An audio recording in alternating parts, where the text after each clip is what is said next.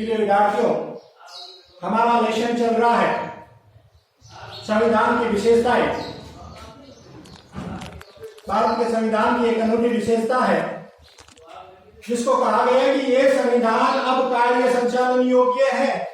इस संविधान में संकट काल और शांति काल दोनों ही परिस्थितियों में एकता बनाए रखने का सामर्थ्य विद्यमान है।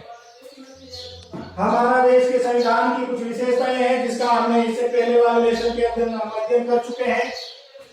संपूर्ण प्रभुत्व संपन्न, सबसे बड़ा संविधान, प्रस्तावना, लिखित निर्मित संविधान, कठोर एवं लचीला संविधान, व्यस्क मताधिकार, संज्ञात्मक एकात्मक गुणों का सम्मिलित रूप, नीति निर्देशक तत्व।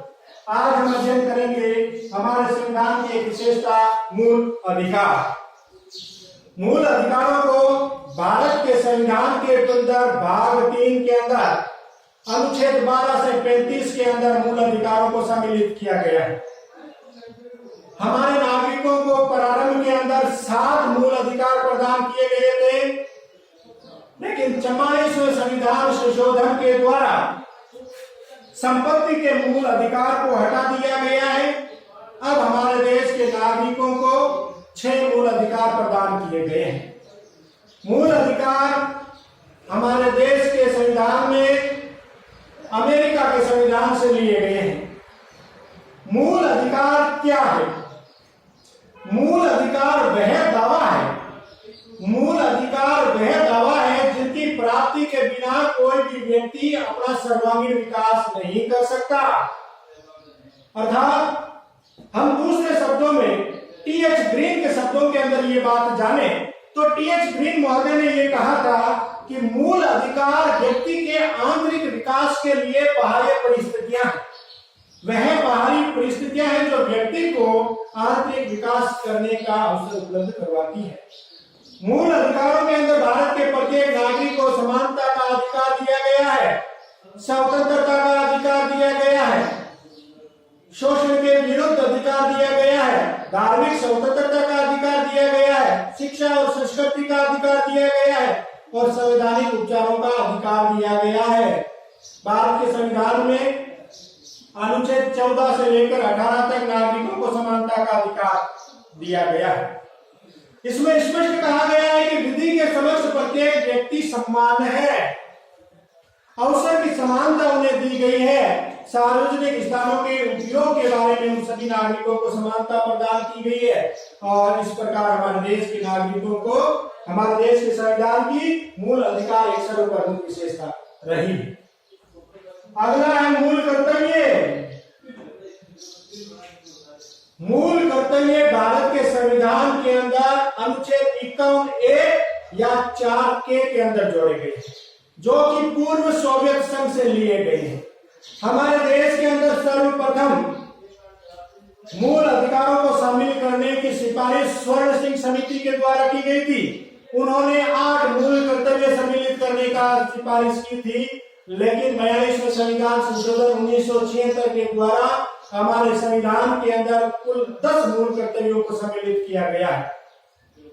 वर्तमान में 86वें संविधान संशोधन 2002 के द्वारा शिक्षा का मूल कर्तव्य को सम्मिलित करते हुए शिक्षा का अनिवार्य अंग मानते हुए अनिवार्य निःशुल्क शिक्षा का कर्तव्य को भी शामिल कर दिया गया है। ये भी एक माता पिता का कर्तव्य है कि वो बच्चों को अनिवार्य निःशुल्क 6 से 14 वर्ष के बच्चों को शिक्षा दिलाएं। इसलिए वर्तमान में मूल कर्तव्यों की संख्या 11।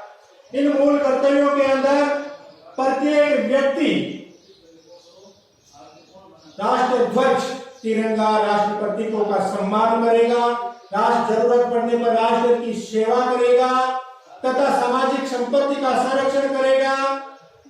इस प्रकार प्रत्येक वन, नदी, झील इनका संरक्षण करने का कार्य करेगा। इस प्रकार से प्रत्येक नागरिक के 11 मूल कर्तव्य निर्धारित किए गए हैं। एकल नागरिकता भारत के संविधान की सबसे अनूठी विशेषता है, वो है एकल नागरिकता। भारत में भी संघात्मक शासन व्यवस्था को अपनाया गया है, अमेरिका के अंदर भी संघात्मक शासन व्यवस्था को अपनाया गया है, लेकिन फर्क वहां पर नागरिक को पहले संघ की नागरिकता प्राप्त है, उसके बाद राज्य की नागरिकता प्राप्त है। लेकिन भारत में प्रत्येक नागरिक को राज्य की नागरिकता अलग से प्राप्त नहीं है, केवल संघ की नागरिकता प्राप्त है, अर्थात भारतीय नागरिकता प्राप्त है। ये देश में एकता और अखंडता को बनाए रखने के लिए, प्रत्येक व्यक्ति के अंदर राष्ट्रभक्ति की भावना जगाने के लिए, राष्ट्रवाद को जिंदा रखने के लिए हमारे देश के संविधान में नागरिकों को एकल नागरिकता प्रदान की गई है। अगली विशेषता है स्वतंत्र एवं निष्पक्ष न्यायपालिका। भारत के संविधान की सबसे मुख्य विशेषता स्वतंत्र एवं निष्पक्ष न्यायपालिका।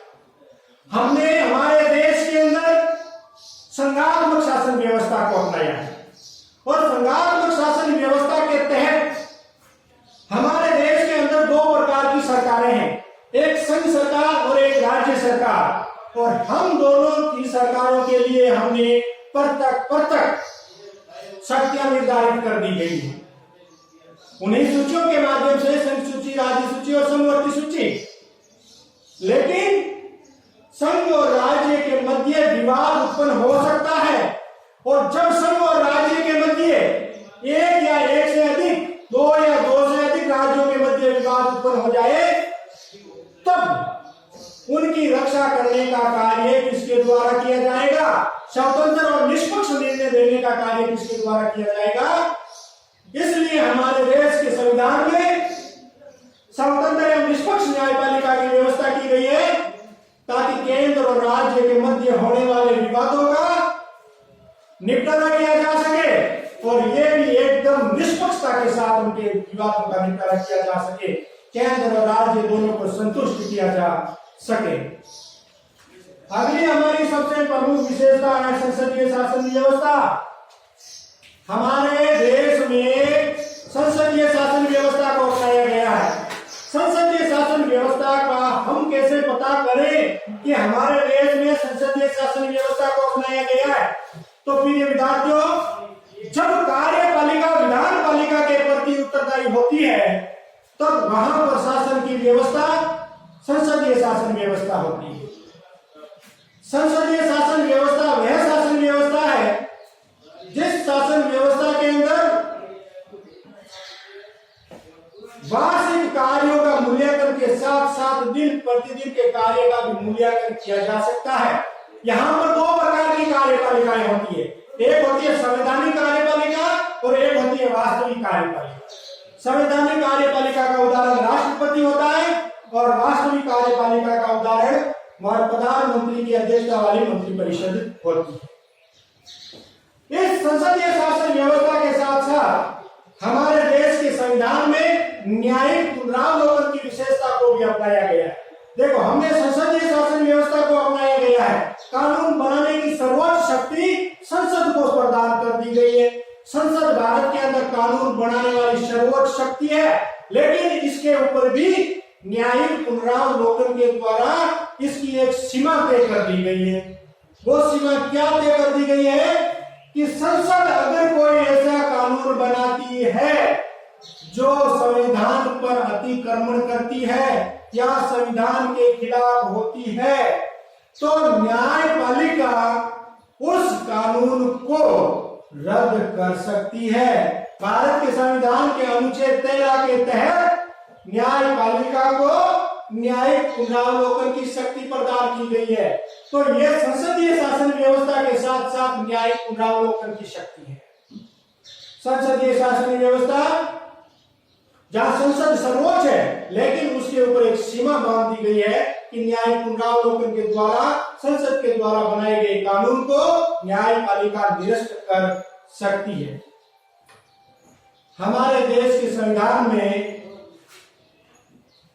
संसदीय शासन व्यवस्था न केवल केंद्र के स्तर पर बल्कि राज्यों की शासन व्यवस्था के अंदर भी इस व्यवस्था को अपनाया गया है। एक महत्वपूर्ण विषय, अगर हमसे कोई ये पूछे कि आपके देश में संसदीय शासन व्यवस्था को क्यों अपनाया, आपने अध्यक्षात्मक शासन व्यवस्था को क्यों नहीं अपनाया, इसका भी कारण है।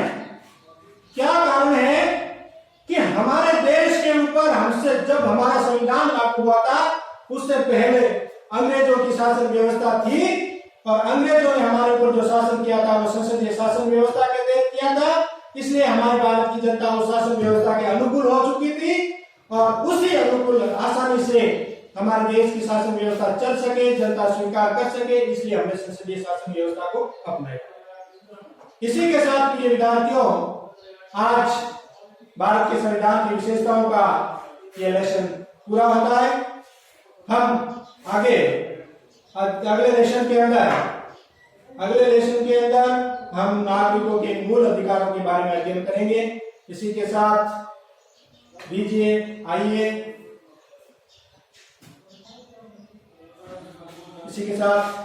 इजाजत। नमस्कार, फिर मिलते हैं अगले लेसन में।